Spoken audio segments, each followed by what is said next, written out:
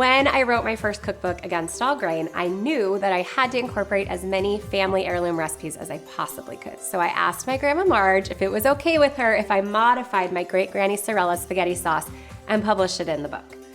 It has become one of your favorite recipes in your kitchens as well. And so now I'm going to show you how to modify it and put it in the Instant Pot so you don't have to wait for it to simmer for 3 hours. So we're going to start with a little bit of olive oil in our Instant Pot, just a couple tablespoons. So one of her secret ingredients is cooking pork chops with the bone in your spaghetti sauce while the sauce simmers. It adds a ton of flavor. Also adds some great nutrients from those bones cooking in there. You know, bone broth and how much we love that. So I've got my machine set over high heat on saute. Just gonna brown those for a few minutes. All right, once you've got just a nice kind of crust on those, we're not looking to cook them all the way through. Just remove them from the pan and add your ground beef.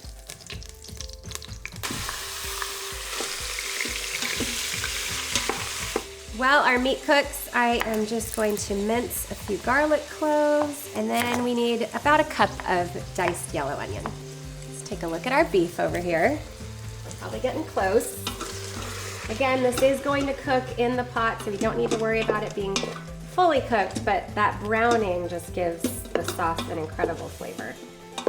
Okay, our meat is about halfway there. Still have a little ways to go, but just to add some extra flavor, I'm going to go ahead and just put in all of the garlic and some yellow onion and give that a good stir. All right, our beef is fully browned. Now I'm using grass-fed beef, so there's not a ton of fat down in the bottom of the pot, so I'm not going to drain it. I think it's just gonna add a little bit of flavor to this dish. If you're using a different type of ground beef, conventional, that has a little bit more fat, you probably will need to drain off some of that fat, or all of it really. So the next thing to do here is add back in our pork chops that we've browned. Just kind of nestle them down into the meat. Like to kind of get them down into there, so lift up some of that beef. All right, and just a bit of honey, tablespoon or two, will do the trick. It just evens out the acidity in the tomatoes. Okay, this is tomato paste. We have some fresh basil leaves straight from my garden. I'm not gonna even chop them up, they're pretty small. Just gonna make sure that they're all detached from that stem there. I just put in 3 teaspoons of sea salt. This is a double batch of that sauce, so I like to season to taste at the end, but 3 to start. Okay, and then we've got our tomato puree. Okay, we are just about to hit our limit here on our pressure cooker. I'm seeing that max fill line and we're just yay below it, so we're doing okay. Now, just lift up the meat ever so slightly so some of that liquid can hit the bottom of the pot. Okay, and one last thing before we go is some oregano. So the original recipe calls for water, but because we're doing it in the pressure cooker and also because they left some of that fat in there, I don't think we need it. So I'm just gonna water my plant here with that, and we can pop the lid on. Okay, secure your lid. Make sure your valve is set to sealing, not venting. Going to do the meat stew button. And we will go for 40 minutes. Now, if you're using another type of electric pressure cooker, just high pressure, manual high pressure for 40 minutes. So while this is cooking, I'm going to go prepare my spaghetti squash. We will be back when it's done. All right, our sauce is cooking away over there. And now I'm going to prep our spaghetti squash to serve it over top. So I will say I'm partial to roasted spaghetti squash. I just think the flavor is a little bit better.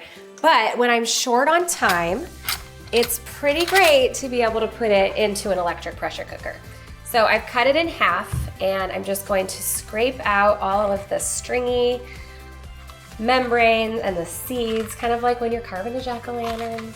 Okay, I'm going to put a cup of water in the bottom of the machine, and I have my steaming rack set in there, and I'll put the spaghetti squash cut side down into the machine.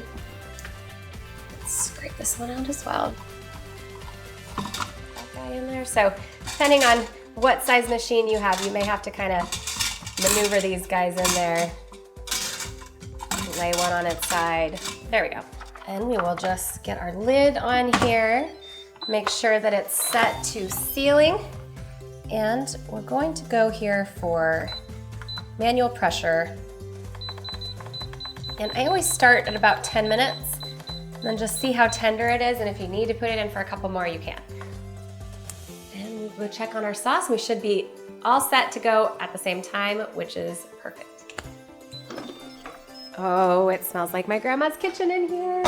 Okay, so we can get rid of these pork chops in this sauce. I'm just gonna put them in the lid here for a minute, let them cool off for a while. So there's just 2 more additions to the sauce. We need to add some fresh parsley. And just get all that parsley in there.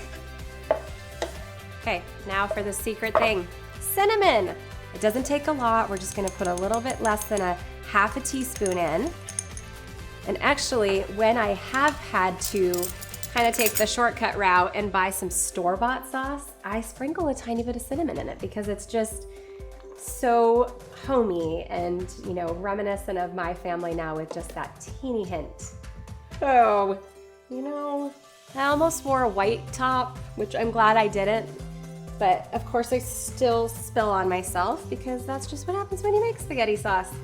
So one thing I will tell you is that the sauce doesn't get quite as thick when you do it in here as it does on the stovetop. If you want that authentic spaghetti sauce that is as close to my granny's as possible, definitely do it on the stovetop. It gets really, really thick and rich.